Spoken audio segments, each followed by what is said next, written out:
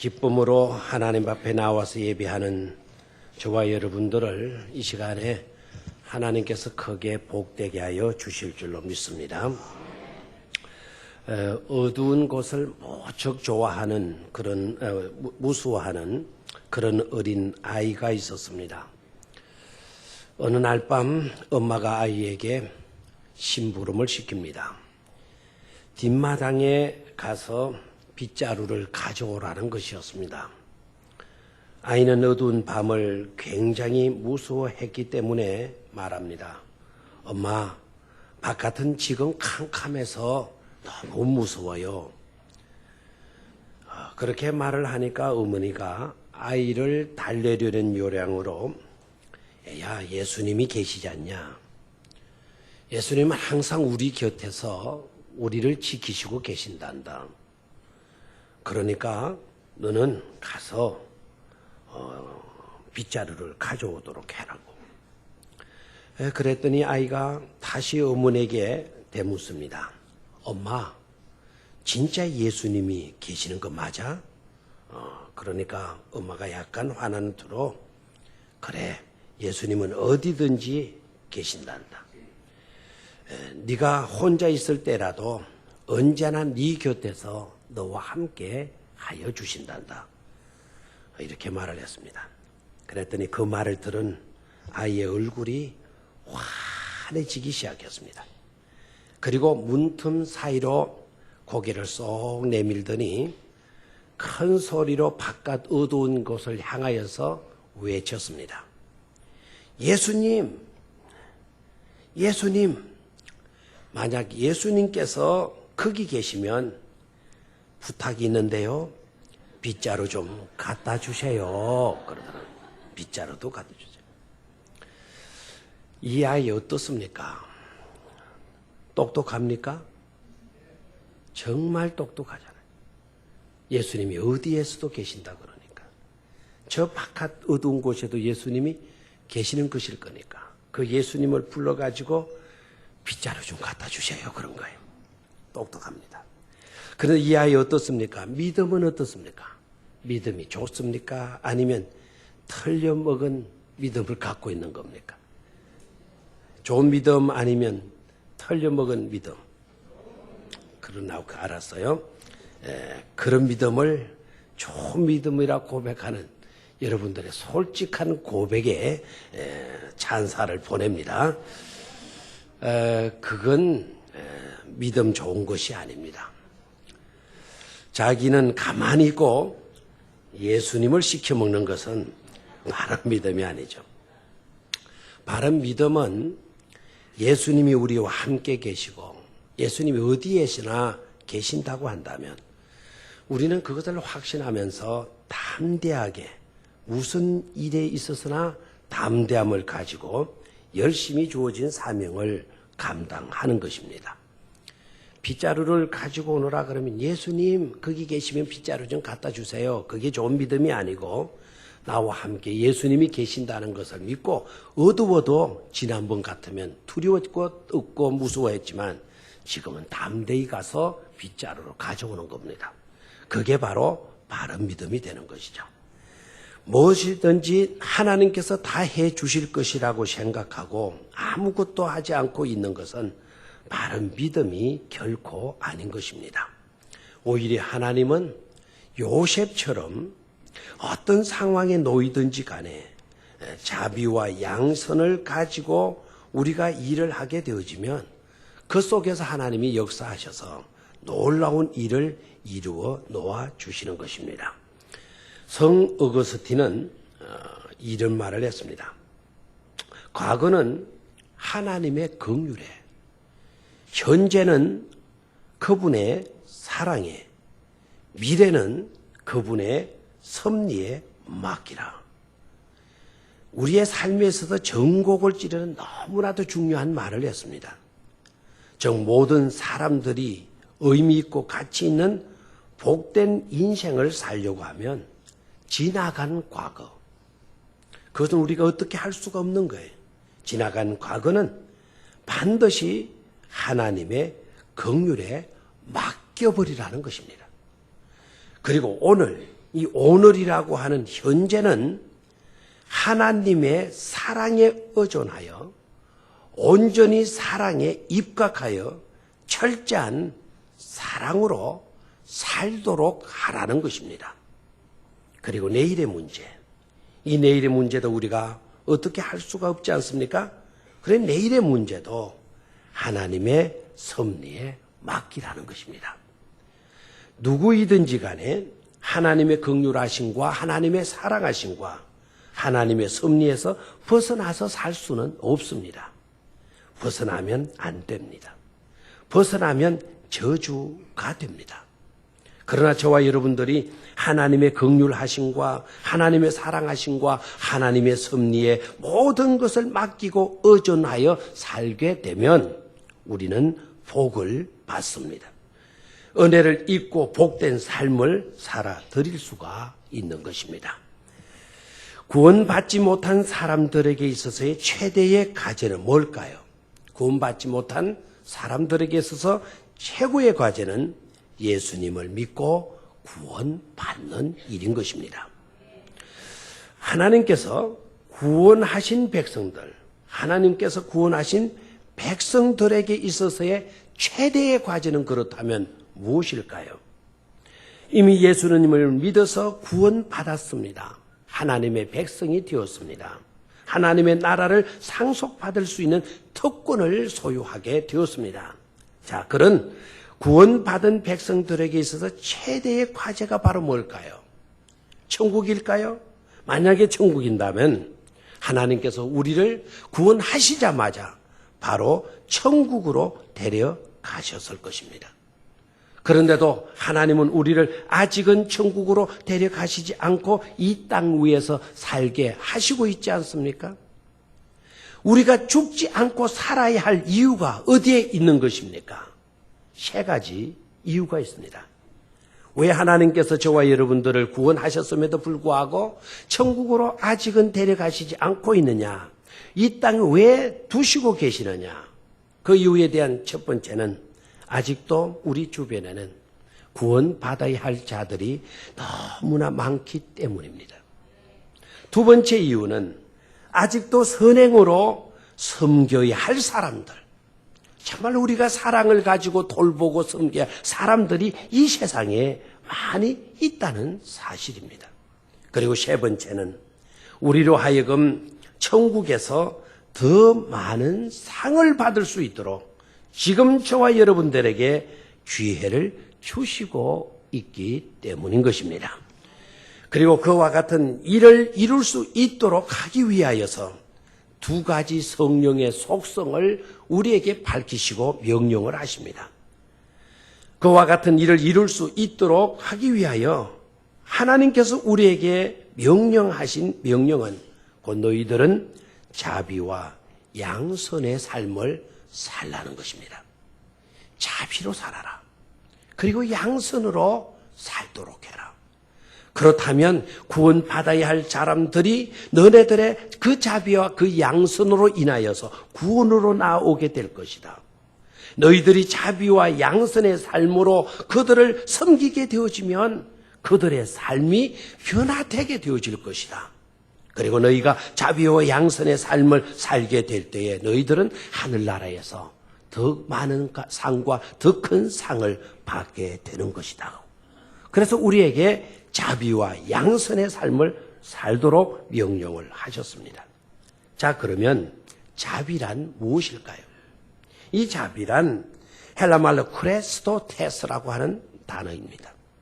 온유함, 관대함이라고 하는 것이죠. 여러분, 어떤 사람이 온유하다, 어떤 사람이 관대하다 했을 때 여러분 느껴지는 것이 바로 뭡니까? 그 사람의 마음의 상태를 우리가 어느 정도 그려볼 수 있는 것 아닙니까? 그런데 이 크레스토테스라고 하는 이 말을 하게 되면 이와 같은 말 비슷한 단어를 우리는 수없이 들어왔으리라 생각을 해요. 이 크리스토스라고 하는 말, 크리스토스라고 하는 이 말은 바로 그리스도라고 하는 뜻이죠. 그러니까 크레스토테스, 크리스토스라고 하는 이 비슷한 단어로 인하여서 예수님 당시에 수많은 믿지 않은 사람들도 그리스도의 이미지를 말하라 그러면은 거의 대다수 친절하고 온유하고 자비롭고 관대한 사람. 요사이는 어떤지 모르겠습니다만은 옛날에는 나 교회 다녀요. 나 기독교인이에요. 그러면 딱 먼저 와 닿는 이미지가 바로 뭡니까? 착하구나. 참 바르게 사는 사람들이구나 하는 그런 이미지가 떠오르잖아요. 만약에 여러분들 주변에 내 기독교인입니다라고 말하는데 이 사기꾼 하는 이런 것으로 이미지가 떠오르면 우리는 잘못 살아온 거예요. 나 교회 다닙니다. 그러면은 일반적으로 사람들이 착하구나 이렇게 느껴져야 돼요. 그게 크레스토테스와 크리스토스라고 하는 두 단어가 비슷한 내용이 되어지는 것입니다. 그래서 예수님 당시에는 그리스도의 제자이면서도 자비롭지 못한 사람에게는 사람들이 이렇게 직접 대놓고 물었다는 거예요. 당신은 그리스도인인데도 왜 어떻게 자비롭지 않습니까? 왜 당신은 그리스도인인데도 자비롭지 않습니까? 라고 대놓고 이렇게 이야기를 했다는 것입니다. 자, 그러면 양선은 뭘까요? 이 양선은 헬라어로 아가도시네라는 뜻인데요. 이 단어의 뜻은 선을 베푼다, 선행한다라고 하는 뜻이에요. 그러니까 선행하게 되면은 착한 것을 행하는 것 아닙니까? 그러니까 아기도시네, 이 양선이라고 하는 말은 선으로 내가 산다, 선을 베푼다라고 하는 행동적인 의미를 지닌 단어입니다. 자비란 마음의 상태를 나타내 보이는 것이라고 한다면 이 양선이라고 하는 것은 행동적 의미를 나타내 보이는 그런 단어가 되어지는 것이죠. 자, 그러면 저와 여러분들이 어떻게 하면 양선과 자비의 삶을 살 수가 있을까? 어떻게 하면 이 악한 세상에서 온유하고 간대한 삶을 살 수가 있을까? 살벌한 이기주의적인 세상 가운데서 어떻게 하면 우리는 선을 베풀면서 살 수 있을 것인가 하는 질문에 대해서 세 가지 분명한 해답을 갖고 살아야 될 것입니다. 자, 그 세 가지 해답을 말씀을 드릴 것인데 말씀을 근성으로 듣지 마시고 이 세 가지 해답을 꼭 저와 여러분들의 해답으로 받아들여서 반드시 이렇게 살아드릴 수 있기를 축원합니다. 자, 첫 번째는요. 악을 선으로 바꾸시는 하나님이심을 믿고 확신하면서 양선과 자비의 삶을 살아드릴 수 있다 하는 것입니다. 한번 따라 하십시오. 악을 선으로 바꾸시는 하나님. 그 하나님을 믿고 그 하나님을 확신하는 데서 저와 여러분들은 양선과 자비의 삶을 살아드릴 수 있다 하는 것이죠. 자, 요셉을 볼까요? 요셉의 형들은 요셉을 판 일로, 있을 수 없는 그런 행동을 한 일로 두려움에 떨고 있는 겁니다. 요셉을 팔았어요. 그것으로 끝나는 줄 알았어요. 역사는 그렇게 어르지 않았어요. 자기들이 팔았던, 시기하고 미워해서 팔았던 요셉이 지금 국무총리가 되어 있는 거예요. 애굽의 대제국의 나라에 국무총리가 돼. 자기네들은 지금 거지꼴이 되어져 있는 겁니다. 상황이 역전이 돼버렸어요. 그리고 아버지가 살아계실 때에는 아버지 등살로 인하여서 우리가 지금 이렇게 지내올 수 있었지만 아버지마저도 죽고 말았어요. 그랬더니 형들이 얼마나 두려움에 떨고 있는지 몰라요. 요셉이 틀림없이 우리한테 보복할 거다. 그래서 꾀를 내는 거예요. 요셉에게 한 형제를 보내는 거예요. 그리고 아버지의 유언을 들려주게 만듭니다. 진짜 야곱이 그렇게 유언했는지 안 했는지는 모르지만 아버지가 그러셨다. 죽기 전에 그러셨다. 너 형제들 밉지만 형제들한테 악하게 하지 말도록 해라. 아버지가 그렇게 유언을 했다. 그러니까 아버지의 유언대로 요셉 너 우리한테 좀 잘 봐줘. 우리를 좀 잘 봐달라고 이렇게 사정을 합니다. 그 말을 들은 요셉이 어떻게 해요? 울었다 그랬어요. 너무 가슴이 아픈 거예요. 지난날 생각하면 억울하기 짝이 없죠. 그러나 그 소리를 듣는 가운데 얼마나 살고 싶으면 저러시나 아마 그 마음속에 고통이 있었던 것 같아요. 그러나 그와 같은 생각이 중요한 게 아니고 요셉의 고백입니다. 그 형들 앞에서 요셉이 이렇게 고백을 하잖아요. 당신들은 나를 헤아려 하였으나 하나님은 그것을 선으로 바꾸셔서 오늘과 같이 많은 백성의 생명을 구원하게 하시려 하셨다. 더 많은 생명을 구원하려 하시기 위하여서 하나님은 당신들의 그 악한 행동을 선으로 바꾸어 주신 것입니다. 그러니 하지 마십시오. 두려워하지 마십시오. 악을 악으로 내가 갚지 않을 것입니다. 하나님이 그 악을 선으로 바꾸어 주셨는데 억울하다고 내가 어떻게 형님들한테 보복할 수가 있겠습니까? 두려워하지 말고 걱정하지 마세요. 심지어 형님들의 자녀들까지도 내가 맡아서 뭐 하겠습니다? 기르겠습니다. 이렇게 나오잖아요. 무엇을 깨달을 수가 있죠? 악을 선으로 바꾸어 주시는 하나님이심을 요셉은 분명히 믿고 있잖아요. 그 믿음이 있으니까 보복하지 않습니다. 자비를 베풉니다. 양선을 행하고 있는 것을 깨달을 수가 있습니다. 여러분, 악을 선으로 바꾸어 주시려는 하나님의 의지는요, 그것으로 끝나지 않아요. 예수님을 통해서도 분명히 드러나고 있습니다. 예수 그리스도는 악을 선으로 바꾸시려고 이 땅에 저와 여러분들을 위하여 찾아오신 분이신 줄로 믿습니까? 예수님이 이 땅에 오셔서 행하신 큰 일이 있다고 한다면 바로 어떤 것일까요? 십자가를 지신 일이겠죠? 그 십자가를 지신 그 내용은 바로 무엇일까요? 바꾸어 주시기 위함이었다는 것을 깨달아야 될 줄로 믿습니다. 사탄이 망쳐놓은 세상을, 죄로 말미암아 타락한 세상을 바꾸어 주시려고 이 땅에 오셨고, 그리고 십자가에 우리를 대신해서 피 흘려 죽어 주신 줄 믿습니다. 그래서 저주의 십자가가 생명과 평화의 적십자가 되고 녹십자가 된 것입니다. 저주의 십자가를 생명과 평화의 적십자로 녹십자로 바꾸어 주신 것입니다. 주님 오시기 전에는 십자가를 쳐다보면 전부 다 소름이 끼쳤어요. 어떻게 할 건가? 모두가 절망했어요. 내가 처참한 죽음을 죽을 수밖에 없겠구나. 이렇게 깨닫게 되어졌어요. 그런데 지금 적십자를 보게 되면 저곳이 병원이 있구나. 또 녹십자를 보게 되면 저곳에 생명의 역사가 있는 것이로구나. 즉 십자가를 보면서 죽게 되었구나라고 말하는 사람이 없어요. 살게 되었구나. 누가 이렇게 바꾸어 주셨습니까? 예수 그리스도가 바꾸어 주신 줄 믿습니다. 우리를 부르시는 부르심의 목적도 마찬가지입니다. 헌 것을 가져가시고 새 것을 주시기 위해서, 못 쓰는 것 가지고 가시고 좋은 것 귀한 것으로 바꾸어 주시려고 저와 여러분들을 소명하여 불러주신 것입니다. 이 사실이 너무도 중요합니다. 그리고 우리에게 주어지는 복음 중에 복음의 메시지가 되는 줄 믿습니다. 실패자를 성공자로, 병든 자를 건강한 자로, 죄인을 의인으로, 늘 부정적인 사고의 매인 자를 긍정적인 사람으로 바꾸어 주시는 것입니다. 예수님을 믿고 교회를 다니는 순간부터 어떤 사람들 그런 간증하죠. 나 정말 달라졌어요. 언제부터인가 딱은 모르지만 저 달라진 것 맞아요. 이렇게 간증하는 사람 많아요.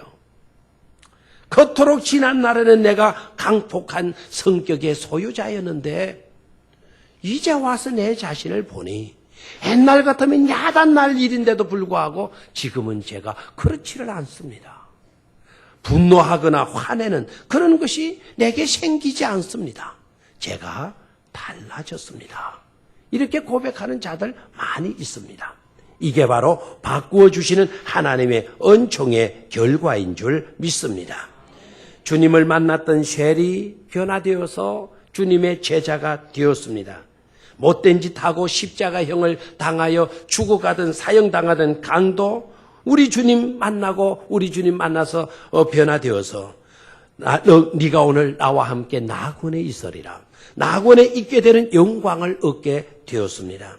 수많은 죄인들이 주님을 찾아 나와서 그 죄의 용서를 받고 구원받아서 하나님의 자녀로 인침을 받았습니다. 오늘날로 말하면 국회의원이고 그때 당시는 사내들인 사내들인 회의 회원이었고 공회 회원이었던 국회의원 정도 되는 분도 주님께 찾아 나와서 그 인생의 삶의 내용이 달라진 것을 볼 수가 있습니다. 바꾸어 주시는 하나님의 은총의 결과인 줄 믿습니다. 그래서 초대교회 성도들은 생명을 걸고 이 복음을 전했습니다. 힘껏 물질을 써가면서 나누어가면서 이 복음을 전거했습니다. 그래서 성도가 가는 곳마다 양선의 열매가 풍성히 맺혀지게 되었고 어디든지 선행의 역사가 강하게 일어났습니다. 그 결과로 어떻게 되었습니까? 날마다 큰 무리가 주께로 교회로 더하여지는 그런 하나님의 놀라운 역사가 일어나게 된 것입니다. 오늘 우리도 만약 하나님을 믿되 악을 선으로 바꾸어 주시는 분이심을 분명히 확신한다면 우리는 억울한 일을 당했어도 비록 오늘은 고난과 어려움에 처했다 할지라도 오히려 하나님의 자비로우심 때문에 하나님의 그 놀라운 사랑 때문에 하나님의 그 놀라운 섭리 때문에 악을 선으로 바꾸어 주시는 그 역사하심을 믿기 때문에 자비와 양선의 삶을 살아드릴 수가 있는 줄 믿습니다. 그렇게 살 수 있기를 주의 이름으로 축원합니다. 두 번째로 우리의 인생이 선한 일을 위해 시험받은 인생임을 분명히 깨닫는다면 자비와 양선의 삶을 살아가게 된다 하는 것입니다. 따라하십시오. 선한 일을 위해 시험받은 인생. 아멘. 내가 어떤 존재라고요? 선한 일을 위해 시험받은 인생. 여러분들이 어떤 존재라고요? 선한 일을 위해 지음받은 인생들이라는 사실이에요. 자, 성경 말씀, 오늘 읽은 서신서 말씀 에베소서 2장 10절입니다. 우리는 그리스도 예수 안에서 선한 일을 위하여 지음받은 자니. 큰 소리 시작.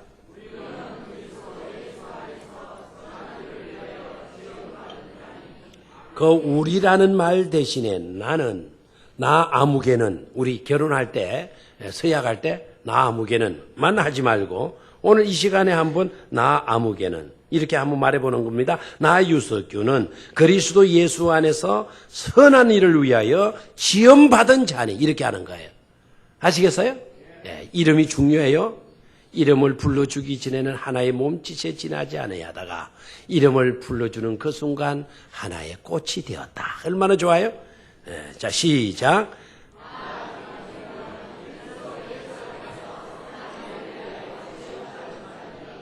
아멘. 나의 존재 목적, 나의 창조 목적, 나를 구원해 주신 구원의 목적, 그 목적을 밝혀주는 중요한 구절이에요. 뭡니까? 선한 일을 위해 내가 지음 받았다는 사실이에요. 이 목적을 아는 것 대단히 중요합니다. 이 목적을 모르고 사면 참으로 미련한 삶이 되어지고 맙니다. 이 목적을 분명히 알아야 되겠어요. 아이들 있잖아요, 아이들은 어떤 물건이 주어지게 되면 그 물건이 어떤 용도로 사용되는 것인지 그 사용 목적을 아이들은 잘 알지를 못해요. 이따금 여러분들의 집에 가보면 오늘도 예배 드리고 집에 가봐요. 4살에서 한 7, 8살까지 되는 아이들 집안을 어떻게 만들어 놨어요?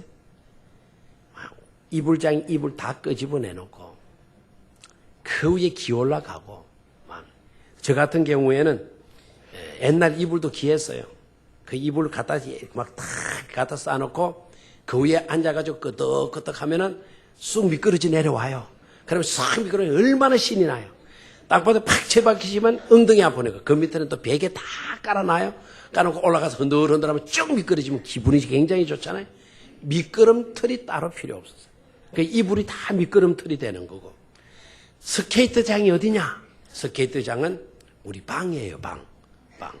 그 방에 옛날 장판 위에 장판하고 콩기름으로 이렇게 막 갖다가 막 광택을 내놨잖아요. 그 나이롱 양말 옛날에 많아서 그거 신고 지나면 그거 지나면 쭉쭉 미끄러지잖아요. 그러면 그 긁어치는 것 전부 다 바깥으로 내버리고 그 안에서 미끄럼지 쭉 타는 거예요. 가다가 벽에 탁 부딪히고 막 이러죠. 굉장히 개구쟁인갑다 생각하는 거예요. 더 잘 미끄러지게 하는 방법이 있더라고요. 그럼 바깥에 바가지에 물을 떠와가지고 방바닥에 부어놓고 해버리면 쭉쭉 미끄러지니 정말 신나는 거예요. 하루 종일 그 장난하고 나니까 나중에 문제가 생겼어요. 종이로 된 장판이 다 일어나 버렸어요. 죽사발 났어요. 죽사발. 이놈의 새끼가 여기에 뭐 얼음장이 아니냐, 여기에서 섞여있다 타냐고 막 난리통하고, 이불 옛날에 솜이불 그거 해놓으면 쭉쭉 몇 번 타면은 솜이 이상하게 한쪽으로 다 몰려가지고 나중에 이불 들면 저기는 뭉뚱한데 여기는 깝대기만 있고 그러잖아요. 죽사발 나는 거예요. 예. 용도를 제대로 모르는 겁니다. 그거는 밤에 덮어야 될 이불이고 방은 우리가 거주해야 될 방인데 스케이트장으로 생각을 하잖아요. 어리니까 그러는 거예요. 용도를 잘 모르니까. 그런데 성인이 되면 달라야죠. 성인이 되면. 만약에 제가 이 나이에 집에 들어가서 방바닥에 물 갖다 붓고 스케이트 타고 있다 그러면은 어떻게 하겠어요? 당장 119 불러가지고 정신병으로 싹 보내버리지 않겠습니까? 어린 아이 때는 용도를 모르는 겁니다. 그 물건의 사용 목적이 있는 건데 그 목적을 몰라가지고 엉뚱한 것으로 사용하는 겁니다. 그러나 성인이 되면 달라야 돼요. 용도에 맞게 그 도구를 사용할 수 있어야 되지 않습니까? 그런데 어떤 사람은 너무 조심을 하는 거예요. 그 물건들을 너무 조심들을 하는 거예요. 어떤 집에 보니까 텔레비전을 새로운 텔레비전을 사다 놨어요. 200 몇만 원 주고 샀다는 거예요. 근데 한번 틀어보자 그러니까 아이고 우리 집에도 아직 안 틀었어요. 이러는 거예요. 살다가 왜 안 틀습니까? 그러니까 하도 비싼 거라서. 하도 비싼 거. 아니 비싼 거 샀으면 열심히 봐가지고 뭐 본전을 뽑아야 될 것 아닙니까? 근데 사놓고는 한 번도 사용하지 않았다라는 거예요. 그것도 뭐 하려고 사나요? 폼으로 사는 것밖에 되지 않지 않습니까? 어떤 사람은 두 눈을 사용하다가 이 눈이 둘이지 않습니까? 이런 생각이 드는 거예요. 이거 두 개 다 이 눈을 사용하다가 갑자기 이 두 눈이 다 나빠지면 어떻게 하나? 걱정이 된 거예요. 있을 때 아끼자. 그래가지고는 한쪽 눈을 아주 가죽으로 갖다가 딱 붕대로 갖다 딱 붙이고 그리고 이 눈을 쓰다가 이 눈이 고장이 나거나 잘못되면 그때 이제 아껴놓았던 이 눈을 떼고 보려고 그렇게 하는 거예요. 붕대를 갖다 붙이고 가죽 붕대를 갖다 붙이고 근데 세월이 흘렀어요. 그랬더니 진짜 한쪽 눈이 가기를 시작했어. 그랬더니 속으로 흐뭇해하면서 바로 이때다. 그래서 이때다 싶어서 가죽 붕대를 감아놨던 눈에 가죽 붕대를 뗐어요. 그랬더니 하도 수십 년간 이 눈을 가죽 붕대로 이제 보관하고 다니더라. 눈을 뜨니까 이 눈이 안 떨어지는 거예요. 그래서 의사를 찾아가가지고 했더니 왜 이래 됐습니까?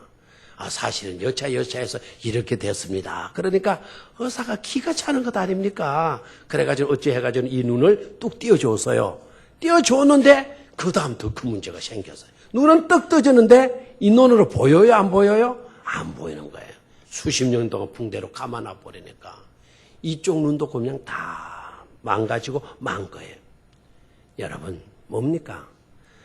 용도를 모르고 함부로 도구를 사용하는 것도 문제지만 그 도구들을 사용하지 않고 묻어두고 있는 것도 잘못된 것이라는 것을 말해주는 것 아닙니까? 우리의 존재 목적은 무엇입니까? 저와 여러분들이 존재하는 이유는 뭘까요? 우리는 선한 일을 위하여 지음받았다고 성경은 말씀하고 있습니다. 선한 일을 위하여 지음받았어요. 그러면 나는 어떤 삶을 살아야 하나요? 선한 일을 위하여 지음받았으니까 저와 여러분들의 신앙 원리는 정말 선한 일을 위하여 살아 드리는 데 있다는 것을 깨달아야 될 줄로 믿습니다. 그런데 어떤 사람은 하나님은 섬기고 싶은데 이웃은 섬기기 싫다 이런 사람이 있어요. 어떤 사람은 좋은 일은 하고 싶은데 교회 사역은 나는 하기 싫다 이렇게 주장하는 사람도 있습니다. 여러분, 이런 생각을 가지고 있다고 한다면 그 사람은 잘못된 믿음으로 살아가고 있는 사람입니다. 여러분, 교회는 주님의 몸입니다. 그러기에 교회를 사랑하고 교회를 섬기는 것이 곧 주님을 사랑하고 주님을 섬기는 일이 되는 것입니다. 그리고 이웃은 우리가 사랑해야 할 우리의 사랑의 대상임을 잊어서는 안 되는 것입니다.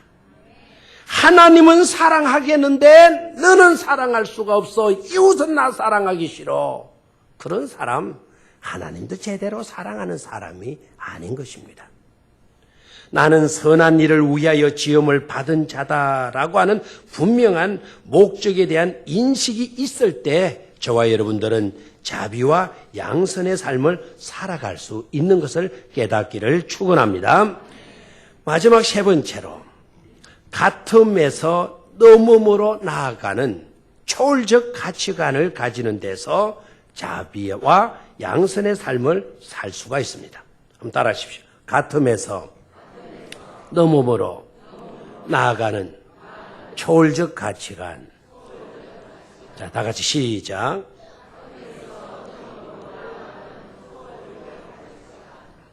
오늘 읽은 복음서의 말씀을 보면 주님은 이렇게 교훈하시죠. 너희가 만일 너희를 사랑하는 자만을 사랑하면 칭찬받을 것이 무엇이냐? 칭찬받을 것이 무엇이냐? 죄인들도 사랑하는 자를 만원이라 사랑하느니라. 너희가 만일 선대하는 자를 선대하면 칭찬받을 것이 무엇이냐? 죄인들도 이렇게 하느니라. 이렇게 말씀해요. 무슨 말씀입니까? 죄인들과 같아서는 안 된다는 것 아닙니까? 세상 사람들의 생각과 같아서는 안 된다는 것 아닙니까? 세상 사람들 생각이 어떠합니까? 너 나한테 잘해주면 나도 잘해줄게 이거지 않습니까? 나 너한테 잘해주었으니까 너도 나한테 잘해줘. 이게 세상 사람들의 생각입니다. 그런데 주님께서 우리에게 교훈하신 내용이 뭡니까? 네가 나한테 잘해주지 않는다 하더라도 그래도 나는 너에게 잘해줄게. 이렇게 말할 수 있어야 된다는 거예요. 네가 나를 몰라준다 하더라도 나는 여전히 너를 사랑할 거야. 이렇게 말해줄 수 있어야 된다는 거예요. 네가 나에게 한 번도 대접해주는 일이 없어도 그래도 나는 너에게 선대를 베풀 거야. 이렇게 여길 수 있어야 된다는 것입니다. 같아서는 안 된다는 거예요. 세상 사람들과. 죄인들과 같아서는 안 된다는 거예요. 그걸 넘어설 수 있어야 된다 그래서. 그게 초월적 사랑이라는 겁니다. 감사하게도 우리 주님께서는 저와 여러분들을 사랑하시되 우리들의 생각과 같음의 사랑으로 사랑해 주지 않았어요.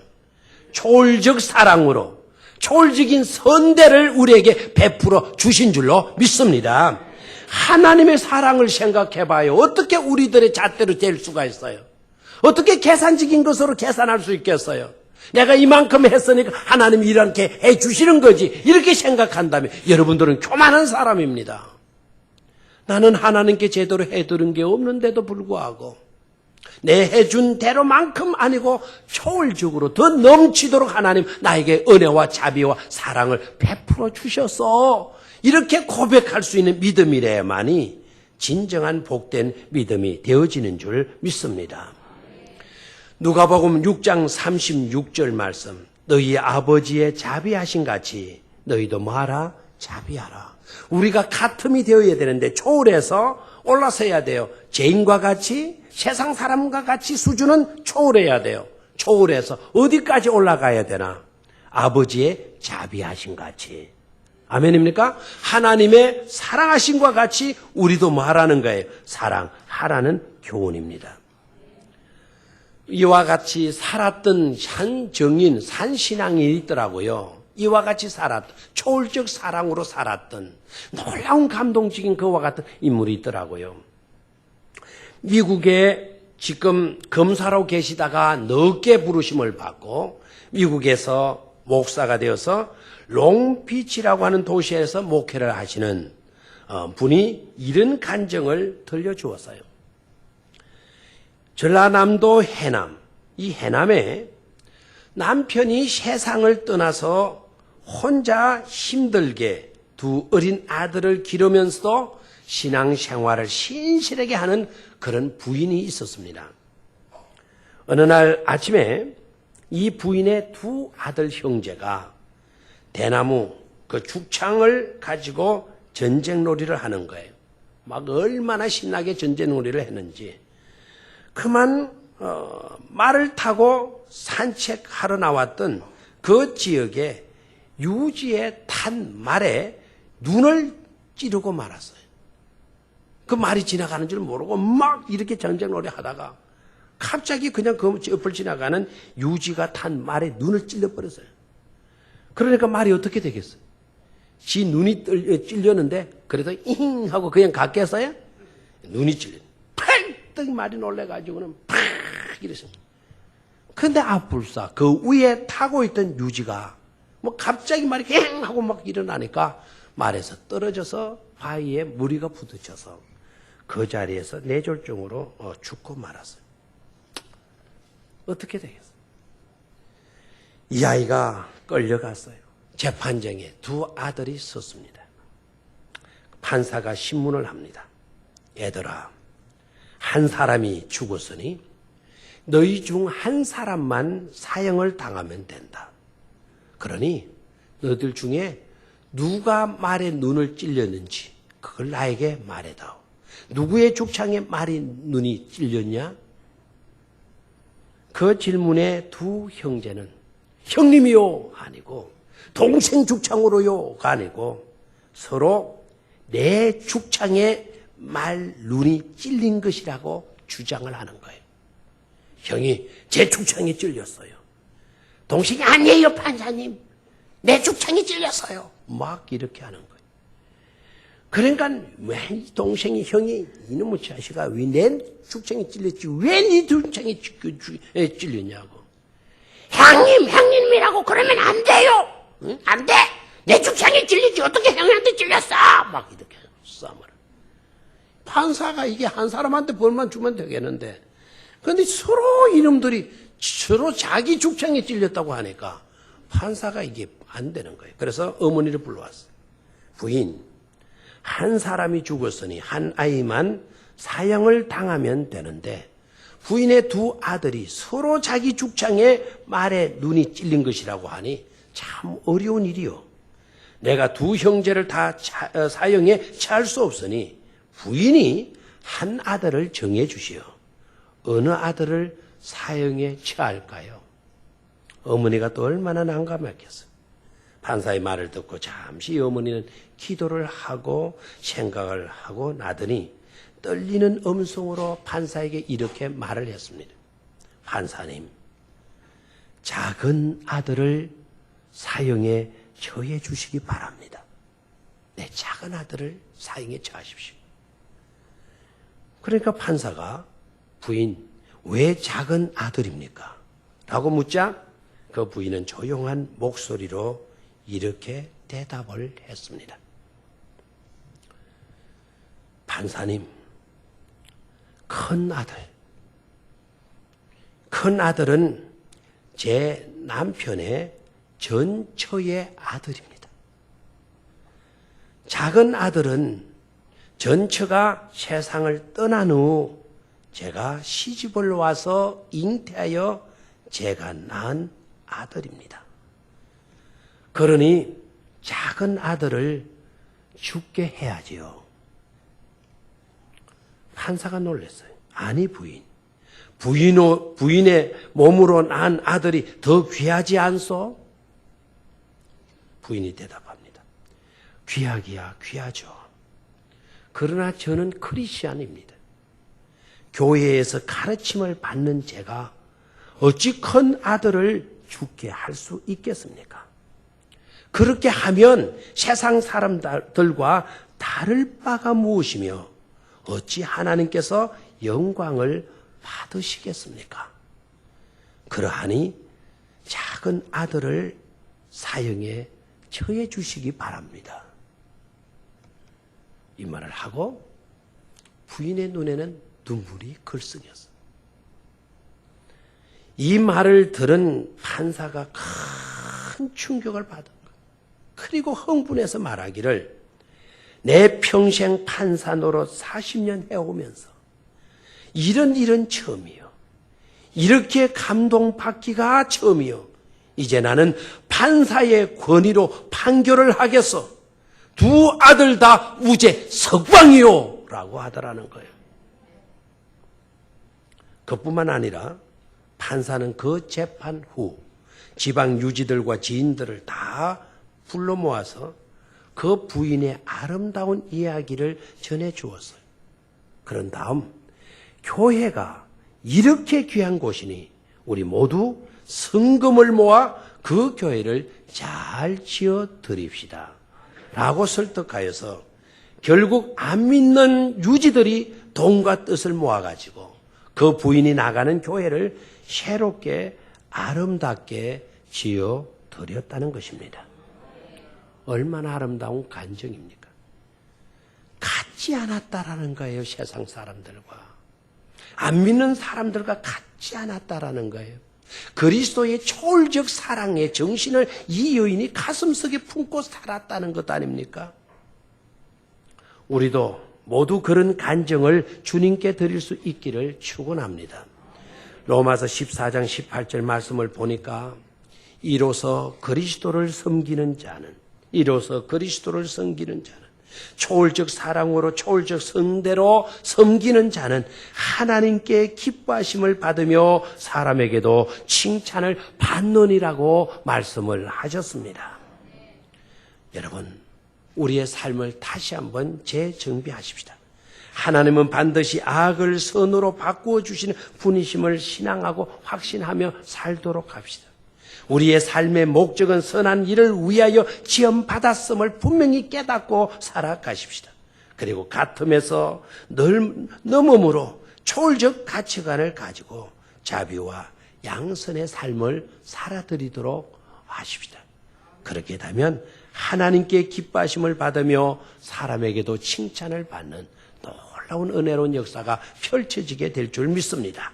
그와 같은 삶의 주인공들이 되시기를 주의 이름으로 축원합니다. 하나님 아버지, 초월적 사랑으로 나아갈 수 있는 우리가 되게 하여 주시옵소서. 나의 존재 목적을 분명히 깨닫게 하여 주시되 하나님은 악을 선으로 분명히 바꾸어 주시는 분이심을 확신하고 살 수 있도록 역사하여 주시옵소서. 주 예수 그리스도의 이름으로 기도드리옵나이다. 아멘.